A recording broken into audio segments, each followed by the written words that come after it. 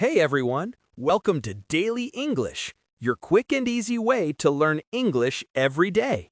From useful phrases to fun grammar tips. It began on a quiet Monday morning.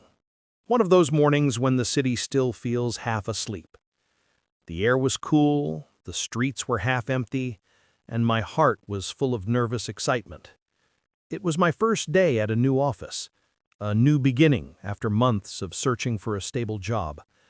I had promised myself that I would focus only on work, nothing else. No distractions, no mistakes. The building was tall, glass shining in the weak sunlight. Inside, everything smelled of fresh paint and coffee. People moved around quickly, talking, printing papers, answering phones. I smiled politely at a few faces, trying to look calm even though my hands were shaking a little. Then I met Mr. Daniel. He was my new team leader, tall, neat, and gentle in the way he spoke. His voice was calm, his words clear and simple. He had the kind of face that made you feel you could trust him. When he smiled, it wasn't wide or showy, it was quiet and kind, like he really meant it. "Welcome to the team," he said, shaking my hand. "I've heard good things about you." I thanked him, trying not to blush. As he guided me around the office, showing me where things were, I noticed a gold ring on his finger. It caught the light for just a second, but I saw it clearly. Married. Of course, most good men are. I told myself not to think about it. He was just my boss. A polite man helping a new employee settle in. That was all. But as days turned into weeks, I began to notice small things. The way he remembered how I took my tea. Less sugar, more milk. The way he noticed when I was quiet or tired and asked, "Are you okay?" when others didn't. He never crossed any line, never said anything wrong, but his kindness reached places inside me I had not opened for a long time. Every morning, I waited for his good morning. It became the first thing I looked forward to.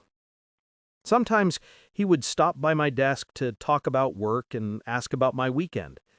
His eyes were warm, but distant, like he cared but also remembered the invisible line between us. One rainy evening, the office was almost empty. Everyone had gone home early because of the storm, but we stayed behind to finish a report.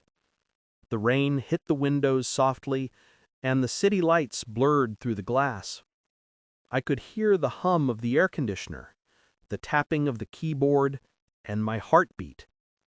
He leaned over my desk to check something on my screen, and for a moment I caught the smell of his cologne, clean, woody, and familiar. My heart jumped. I told myself to breathe, to focus. After a while he sighed and said, "My wife loves rainy evenings like this. She says they make the world feel peaceful." I smiled, though my chest tightened. "That sounds nice," I said. He nodded. "We met in college. She used to wait for me outside the library with an umbrella when it rained. I never forgot that." I didn't know what to say, so I just listened. There was something soft in his voice when he spoke about her. Not excitement, not passion, but something deeper. Respect. A kind of love that had grown quietly over time. When the report was done, he thanked me for staying late and offered to call me a taxi. I said I'd be fine, that I liked walking in the rain. As I stepped outside, raindrops hit my face and mixed with something warm in my eyes. I told myself again that it was just admiration, nothing more. But deep inside, I knew it wasn't true. Something had started inside me, something I couldn't name and couldn't stop. That night I lay in bed listening to the sound of rain on the window. I kept thinking about his smile, his calm voice, the way he looked when he talked about his wife. I hated myself a little for feeling jealous of a woman I didn't even know. I told myself, "You're being foolish. He's married. He loves his wife. Stop this before it grows." But feelings are strange. They don't listen to reason. They don't ask for permission. They bloom quietly, even when you try to bury them. The next morning, I saw him again at the office. He smiled and said, "Good morning." And just like that, my heart forgot every promise I made to myself the night before. I started to care about things I shouldn't, like the color of my shirt, the way my hair looked, whether my perfume was too strong or too soft. I told myself it was because I wanted to look professional, but deep down, I knew the truth. Sometimes I caught myself watching him when he wasn't looking, the way he laughed with others, the way he touched his ring when he was thinking. It was like his ring reminded him of his boundaries, and mine. One afternoon, a colleague mentioned seeing him with his wife at a restaurant nearby. She said, "They looked so happy. She's beautiful." I smiled politely and said, "That's nice," but something inside me twisted painfully. I didn't know her, yet I already felt defeated by her. She was the real one, the one who had his heart, his stories, his evenings, his whole life. That night, I wrote in my journal, "I know this is wrong. I know he belongs to someone else, but my heart doesn't understand what my mind already knows." And maybe that's where it all truly began. Not in the office, not in the rain, but in the quiet space between knowing something is wrong and still feeling it anyway. Days turned into weeks, and weeks quietly became months. Nothing big happened. No confessions, no dramatic moments, just 100 small ones that made my heart fall deeper without me realizing. Every morning, his good morning still warmed my day. Every time he smiled, it felt like the world paused for a second. It wasn't that I planned to fall for him. Love never asks before it enters. It just sneaks in softly, like sunlight slipping through the window when you're not looking. I tried to fight it. I told myself that this was only admiration, a kind of respect for someone kind and responsible. But deep down, I knew the truth. I loved him. I loved a man who would never be mine. I began to notice small things about him. He always arranged his pens neatly before leaving. He preferred tea over coffee, but drank coffee when he was tired. When he thought deeply, he tapped his fingers on the table, 3 soft taps every time. Those details lived in my mind like secret treasures. One afternoon, we had to travel together for a work meeting in another city. It was only for one day. We took the morning train. I sat by the window. He sat beside me, reading some notes. The sun was bright, the sky blue, and I could hear the low rhythm of the train wheels. At one point, he looked at me and said, "You're very quiet today. Nervous?" "A little," I admitted. "I've never traveled for work before." He smiled. "You'll do great. I've seen how focused you are.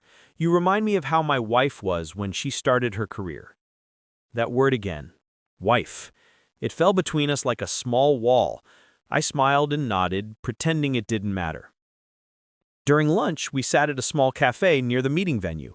He told stories about his university days, how he was shy, how his wife used to help him with presentations, how she still teased him about his handwriting. He laughed as he spoke, and I found myself laughing too, though each laugh hurt just a little. When the meeting ended, we walked to the station together. The city lights were glowing, and people hurried past us. He carried my bag because it was heavy, even though I said I could manage. He said, "It's okay.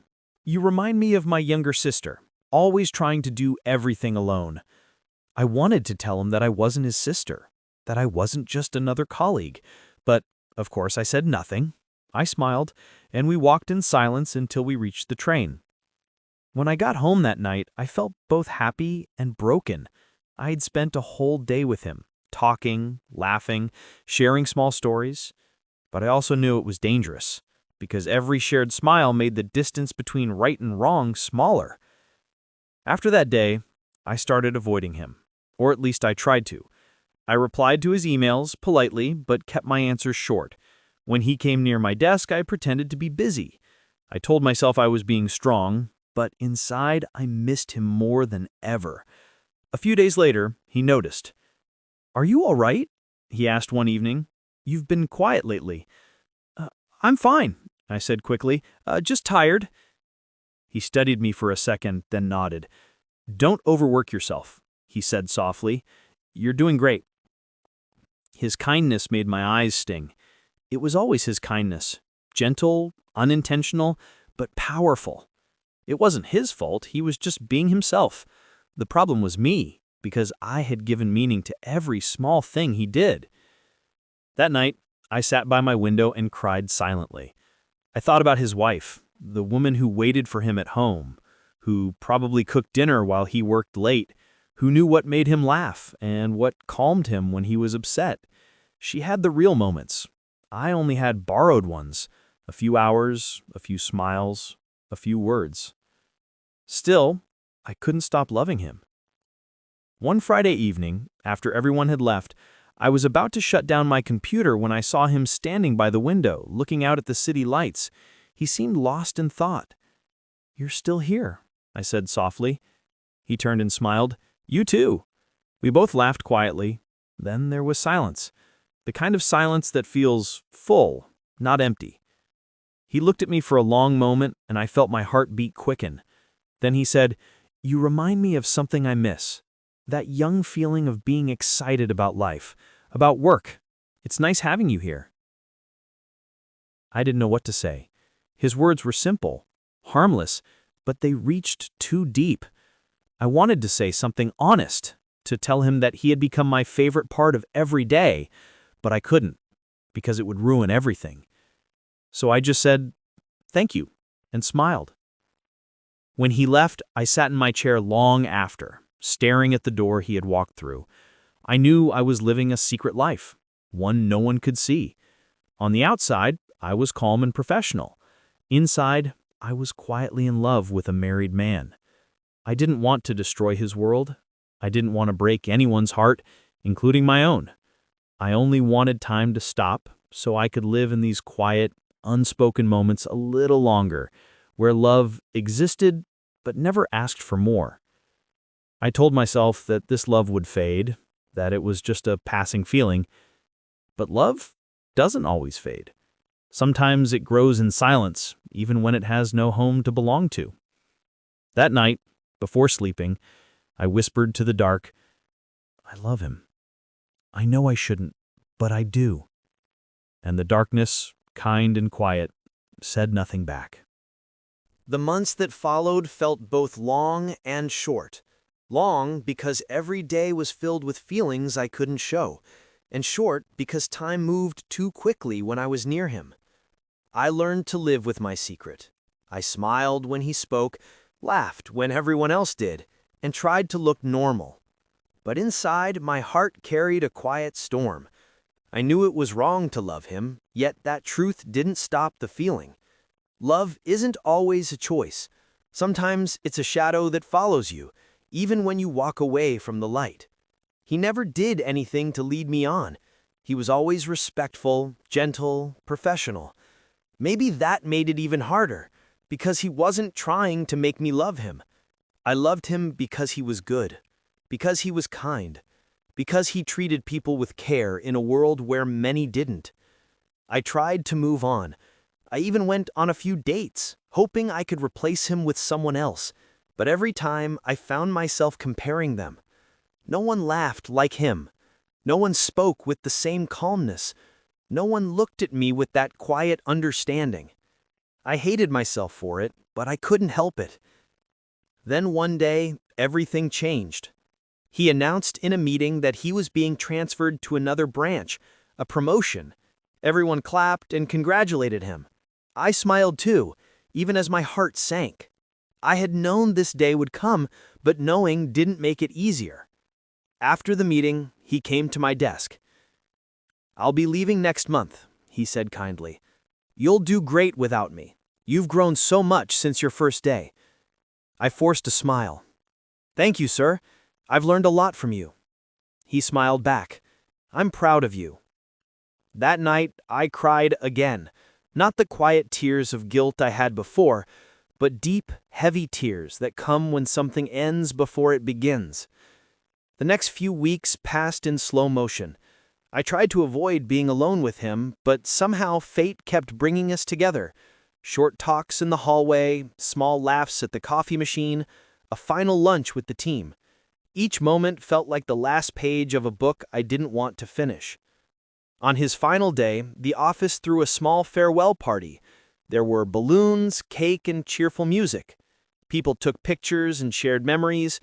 I smiled, laughed, and clapped like everyone else, pretending my heart wasn't breaking quietly behind that smile.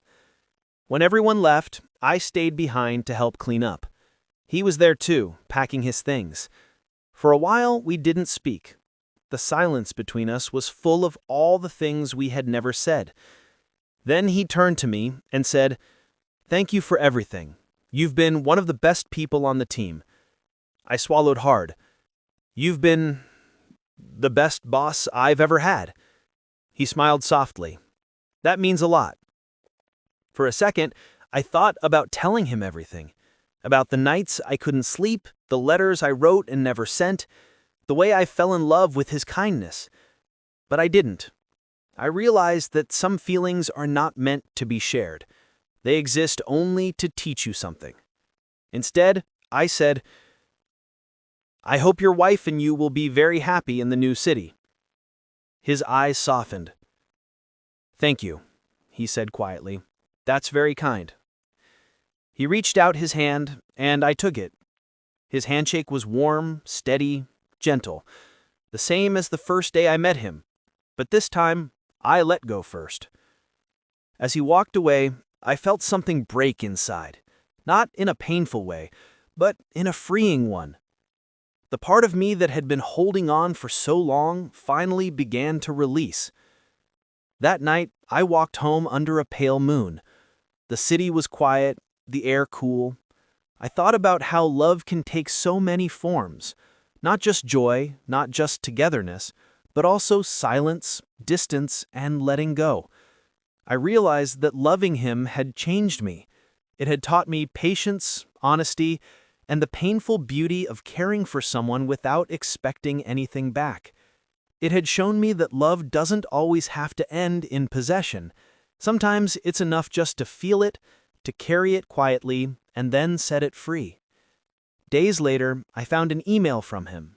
It was short and simple. "Dear, thank you for being such a great part of my team. I've always admired your hard work and your kindness. Stay true to yourself. You have a bright future ahead. Warm regards, Daniel." I read it again and again, smiling through my tears. It wasn't love, not in the way I wanted, but it was kindness. And maybe kindness was enough. I didn't delete the email. I saved it in a folder called Memories. As weeks passed, the pain slowly softened. I began to focus on my work again, make new friends, find joy in small things, a sunny morning, a good book, a cup of tea. Life moved forward, quietly and steadily. Sometimes when it rained, I still thought of him. I imagined him somewhere in another city, still smiling that same calm smile, maybe sitting beside his wife, talking about his day. And when that thought came, instead of sadness, I felt peace. Because love, even unreturned, is still love. It still makes you grow. It still makes you see the world with softer eyes. And so, I whispered to the sky one last time, "Thank you for crossing my path. Thank you for teaching me what love means, even if it wasn't meant to last."